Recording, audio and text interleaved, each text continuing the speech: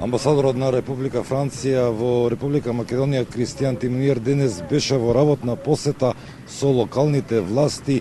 Имаше средба со градоначалникот на општина Гостивар Невзат Бејта, каде по средбата има пресконференција.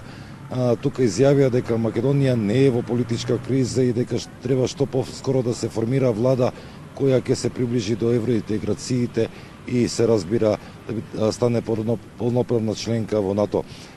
Предлагам да ги слушнеме изјавите на амбасадорот и на градоначалникот на општина Гостивар.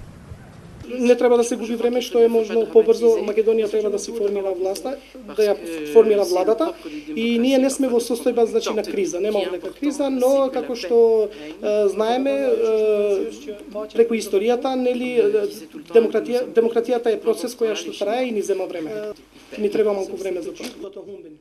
Зборивме за политичката криза во нашата држава и дадов и јас моето мислење што побрзо да се формира влада, што го сака мнозинството на граѓаните во нашата држава.